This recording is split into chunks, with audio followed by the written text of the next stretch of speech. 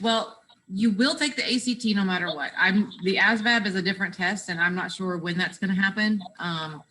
That does happen at some point. I'm just not sure what day that is. But the ACT is just given to all juniors on the same day. And it's free for juniors, just so that you have the option to take that, and it's on the 23rd. So mark that if you have not done so yet, my juniors. February 23rd, you'll be on campus taking that test. Okay, you have to come to campus to take that test because it is monitored and everything. Okay, so you got to be on campus. I love your puppy dog, by the way, Sydney. Very cute. So,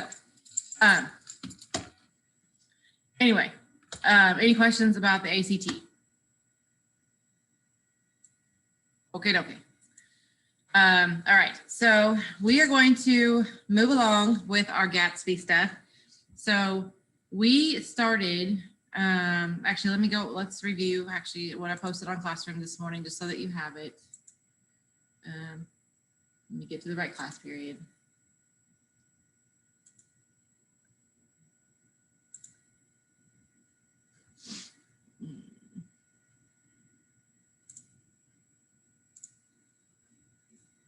Okay.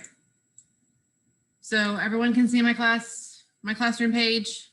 All right, good deal. So you've got your vocabulary, you've got your syntax quiz, and then we're going to do our document review today.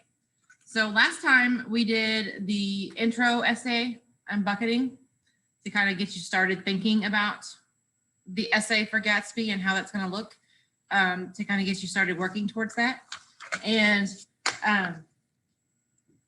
so when we did that, we read this essay here, okay? And then we answered our questions here. We talked about these questions here.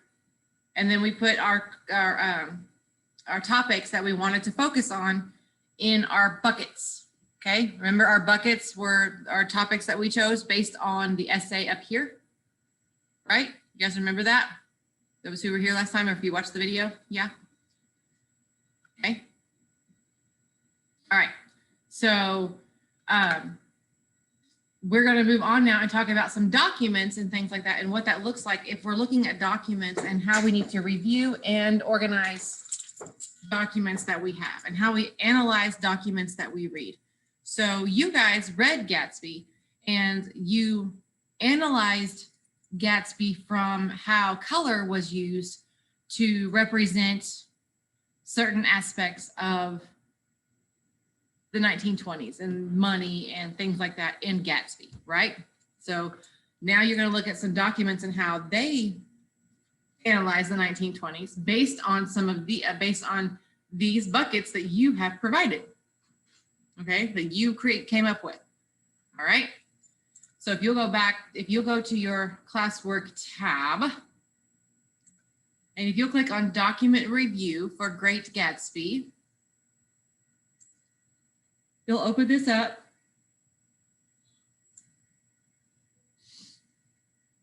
Now, again, you can open this up in DocHub just like we did last time.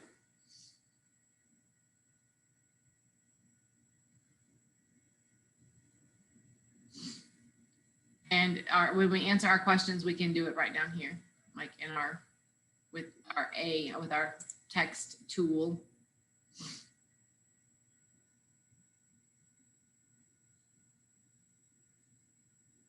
Okay, so what I want you to do is I'll read the first one, and you guys can follow along as we go.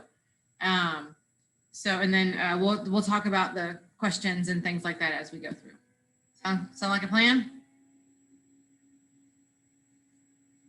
Sound like a plan? Good deal. So I don't want you to get too bored or wonder why we're doing this. So let me just back up for a minute. The reason that it's important for us to go through these documents the way that we're doing this is because sometimes when you're writing an essay, you get so bogged down with trying to make sure that you're answering the prompt, okay? Which your prompt, if we go back and look, your prompt is this right here. How does The Great Gatsby reflect America in the 20s, right? That's our prompt. That's our question. Okay. And actually, if we go back to this, remember this, you remember this slide right here that we had a lot from the very, very beginning, from the very first day we started Gatsby? Remember this slide presentation with all the vocabulary words? Remember all this? Okay. So this has been the question the whole time, which I'm sure you guys probably forgot that. But how does The Great Gatsby reflect America in the 1920s? So we want to keep focusing on that as we go. So it's important as you go through this and as we answer these questions, the question in the back of our head is, okay, does this document tell us how things reflect in the 1920s? And then we have to ask ourselves these questions here in this document and things like that, about this document here that help us answer that question. All right. So, all right. A number of forces were working together and interacting upon one another to make this revolution in manners and morals inevitable. First of all was the state of mind brought about by the war and its conclusion. A whole generation had been infected by the eat, drink, and be merry for tomorrow we die spirit, which accompanied the departure of the soldiers to the training camps and the fighting front. In France, 2 million men had found themselves very close to filth and annihilation, and very far from the American moral code and its defenders. It was impossible for this generation to return unchanged when the ordeal was over. Their torn nerves craved speed, excitement, and passion. Another result of the revolution was that manners became not merely different, but, for a few years, unmannerly. It was no mere coincidence that during this decade, hostesses, even at small parties, found that their guests couldn't be bothered to speak to them on arrival or departure, that gate crushing at dances became accepted practice, that house parties of flappers in their wide-trousered swains left burning cigarettes on the mahogany tables, scattered ashes lightheartedly on the rugs, took the porch cushions out on the boats, and left them there to be rained on without apology. Someday, perhaps the 10 years which followed the war may aptly be known as the decade of bad manners. The new code had been born in disillusionment, and the disillusionment persisted. If the decade was ill-mannered, it was also unhappy. They could not endure life without values, and the only values they had been trained to understand were being undermined. Everything seemed meaningless and unimportant. Well, at least one could toss off a few drinks and get a kick out of the physical passion and forget that the world was crumbling. And so the saxophones wailed and the gin flasks went its rounds as the dancers made their treadmill circuit with half-closed eyes, and the outside world, so merciless and so insane, was shut away for a restless night. Okay, so this is a excerpt from Frank Lewis's Only Yesterday, which you read about in the essay, right? The background essay, okay? And and disillusionment can be defined as a loss of faith in one's values and ideals, okay? All right, so one thing we want to ask ourselves, okay? What chapter is this taken from Only Yesterday? What chapter is this excerpt taken from? Where would we find that information?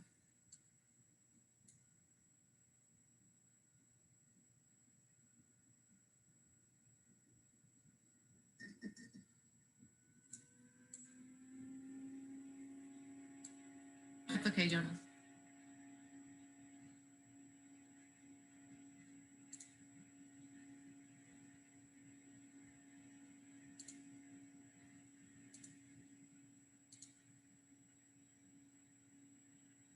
Okay, in the note part at the top. Well, yes. So you want to say what it is?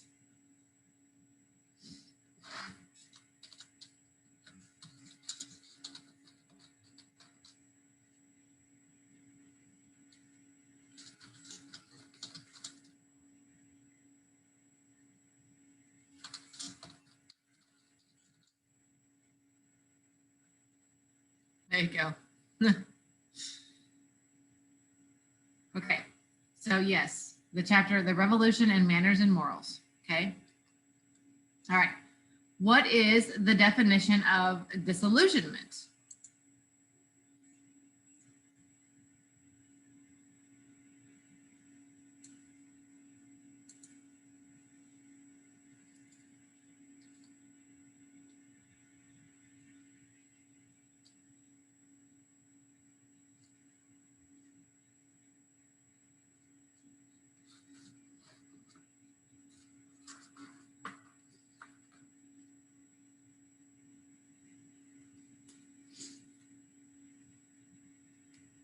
Okay, it's a loss of faith in one's values and ideals. Yep.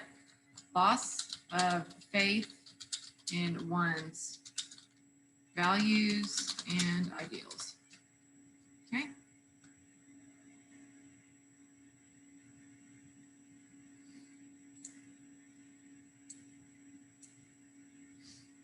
All right.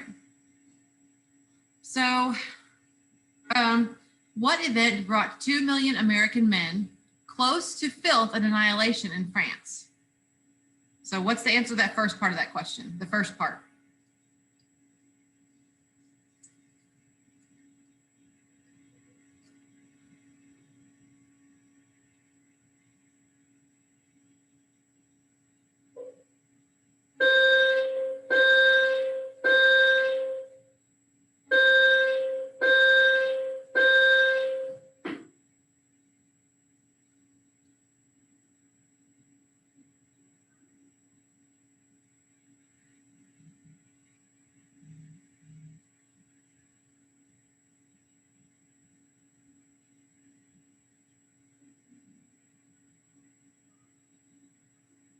Hello? Anybody there? Anybody there? I can see your faces. Are y'all there?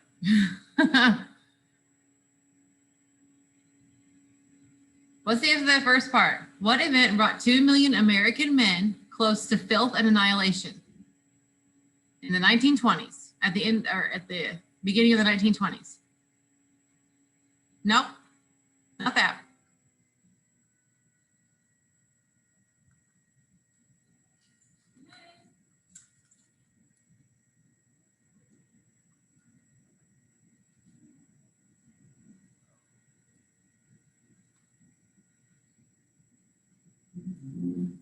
The war. Yes, the war. So don't fall over in your chair. It's okay. It's okay. The war. So World War I. Oops. Oopsie. I don't know what that did. That did all kinds of something weird. All right, here we go. Let's go back over here.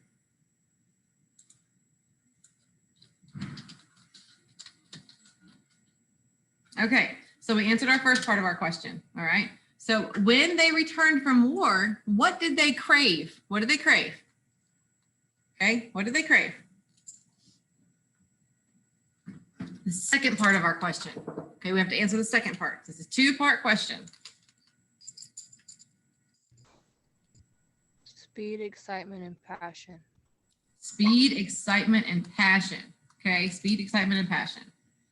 So they craved speed, excitement, and passion. Okay, so what does that mean though? What does that mean?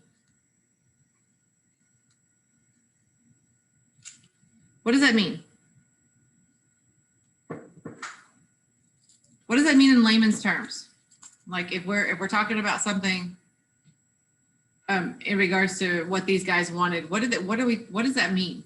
They crave speed, excitement, and passion after returning home from the war. What does that mean? How could we write that in our own words?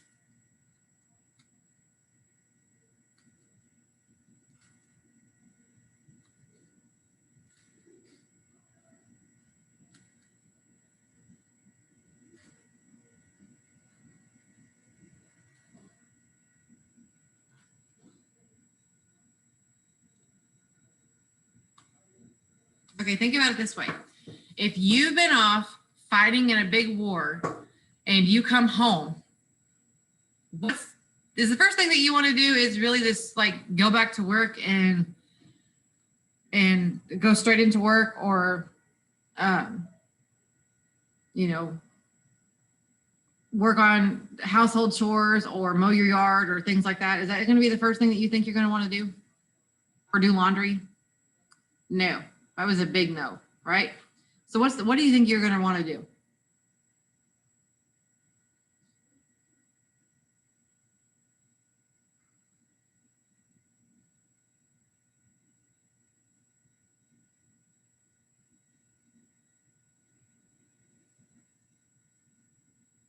Okay. Enjoy life with your family and all, but okay, but if these guys in the 20s were coming home and they were saying, that says that they speed, excitement, and passion were what they were craving, what does that mean? Because these were single young guys. So what were they doing? What were they wanting?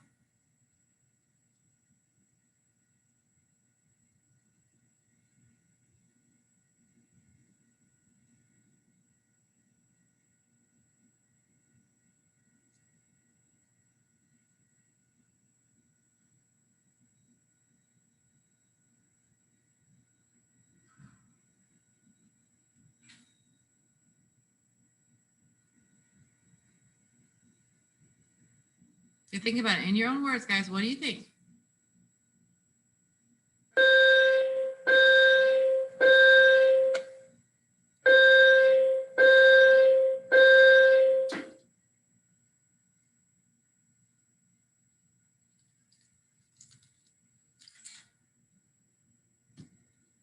They were wanting to have fun. Absolutely. They were just wanting to go out and have a good time.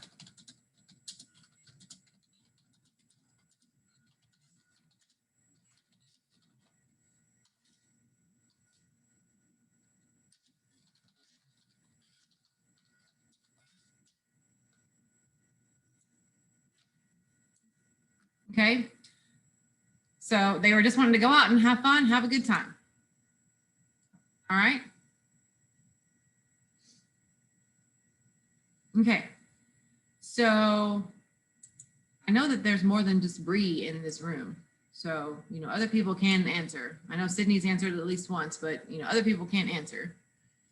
Jonas, Sean, can you guys hear me okay?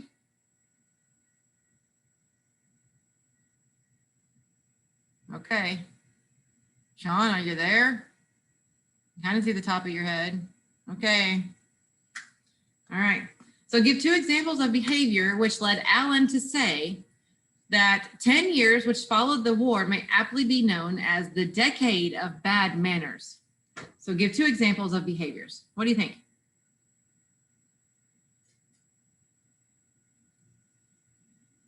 What are the decade of bad manners? What are some of those examples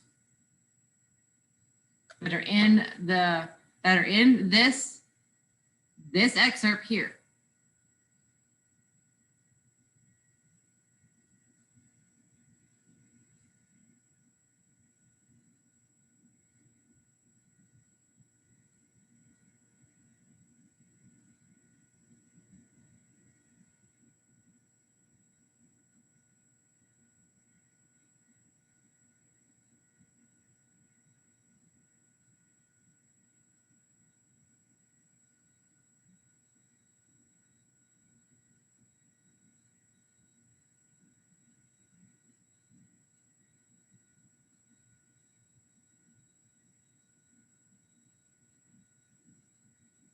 Gate crashing. So what's gate crashing?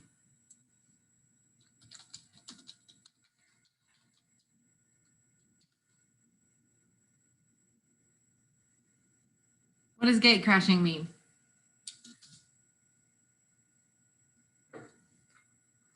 Okay, excessive drinking.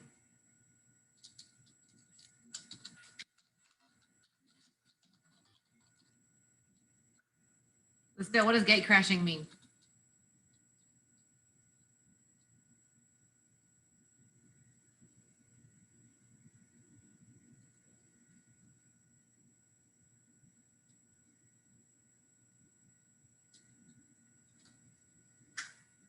We use the same term with crashing these days. We just don't use the term gate crashing. So what does that mean?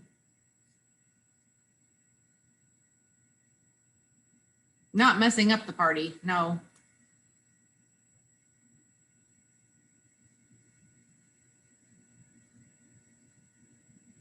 Going into a person, going without permission. Okay, so you're going uninvited, yes. Going to parties uninvited.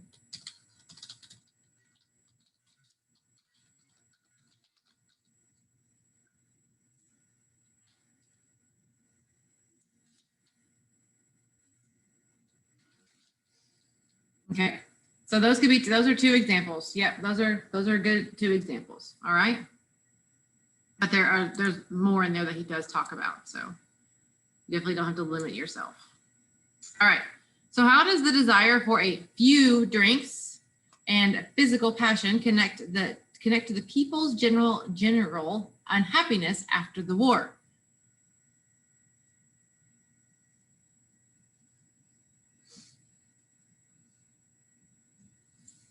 Okay, and then it asks you to explain. So how does the desire for a few drinks and physical passion connects to people's general unhappiness after the war?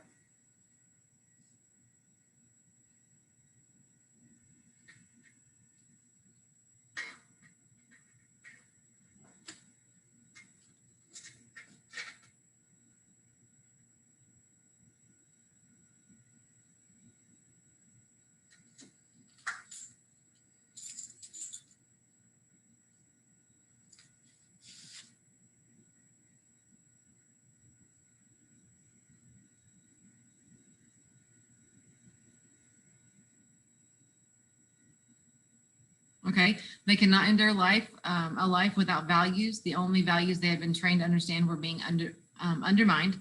Everything seemed meaningless and unimportant. Okay, that's pretty good. That's pretty good. So, so what were they trying to do? I'm gonna go ahead and copy and paste your answer in there. See if it'll let me do that. Yep, it did. I'm going to make this smaller so we can all see it. Yes, that might be too small, but.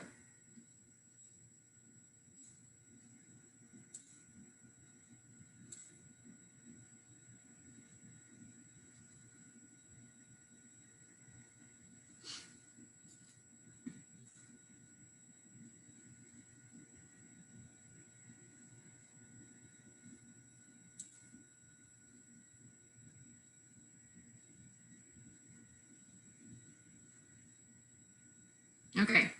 In using this document as evidence, what is one major characteristic of the 1920s in America? What is one major characteristic of the 1920s in America?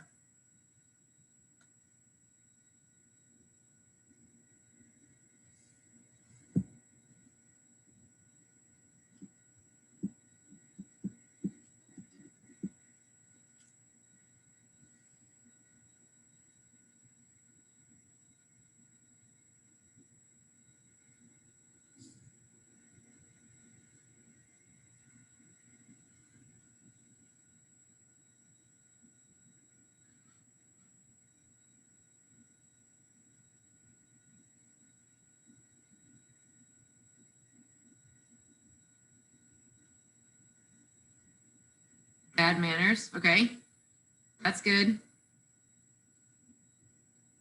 What's another one? What's the one big thing that they're talking about in here? I'll put it down there, but what's one?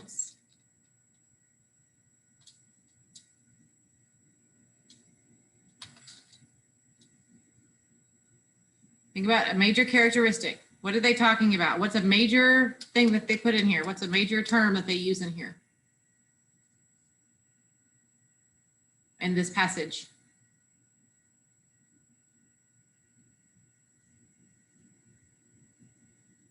That they specifically refer to.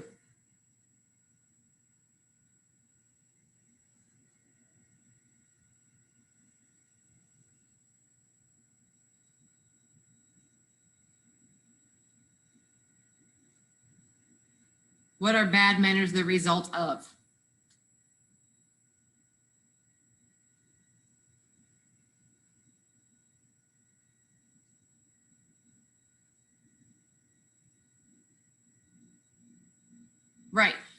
But what is that called? What is the eat, drink, be merry? No, not unhappy. But what is the eat, drink, be merry, for tomorrow we die spirit? What is that kind of, what is that considered? What is that? What do they call that? What do they start to call that kind of, I mean,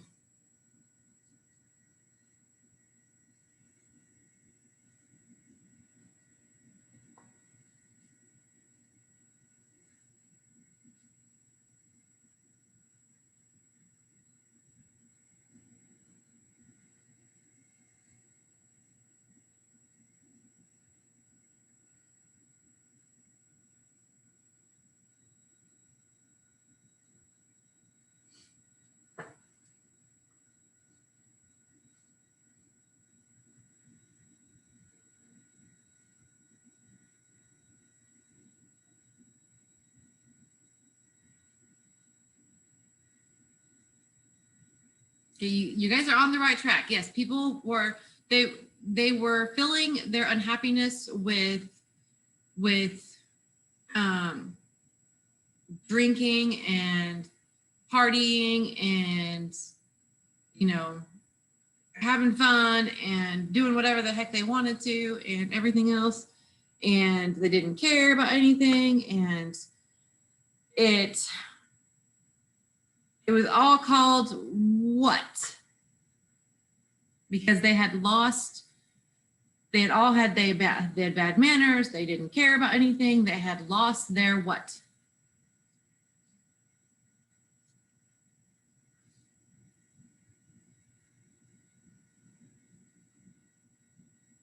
Not innocence.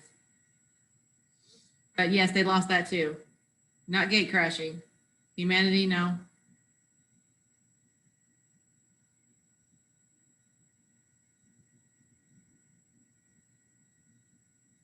We just said it a little while ago. It's in there. It's right there.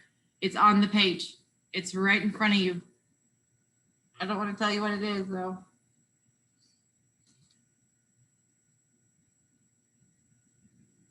Faith and values. They lost their faith and values, which is called what?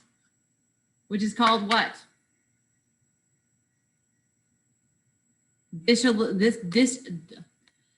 Disillusionment.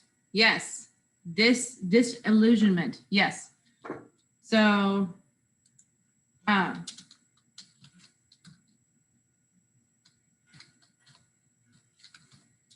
sometimes you guys think too hard. It's always right there. It's right there in front of you. Okay. Everything is in the excerpt that you have right there. Okay. Disillusionment. All right. So it's the idea that they didn't care about anything, you know, didn't.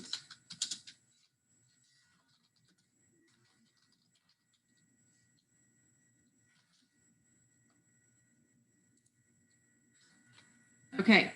So, and we'll definitely go into more details about this later on, but if I were to choose, if I were to take this one right here, this document, and I were to say, out of one of these buckets here, and I were to say, okay, this document, I could use it to support one of these topics, which one would it be? Which topic would you think that I could put into which bucket? Which document or which bucket could I put that document into?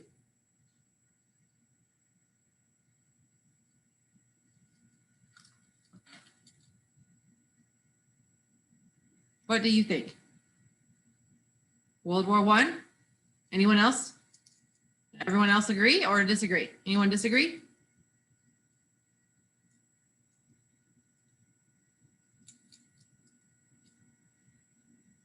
Okay, because of its effects after the war. Okay, Jonas agrees. Anyone else? Hello, hello, hello. Anybody? Okay. Agree? All right. So I agree too. I agree that it could go into the World War I bucket because it could tell us about what happens after the war, what happened after the war when people came home. Okay. So So that's how you go and analyze these documents. That's what you're supposed to do when you look at documents like this. And everything, like I said, you guys, everything's there. It's right there. Sometimes you're looking way too hard at what's right in front of you. Okay. So your homework now is to do the rest of this on your own. Okay. You have the rest of these, and there is, let's see, there are B, C, D, E, and F. Okay. You don't have to put them in buckets yet. We'll do that next time. But you will do the rest of these on your own. And let me go back, and you'll just turn them in here when you're done. Okay. We got that? Very good. Yep. Okay. So any questions on anything that we have gone over today?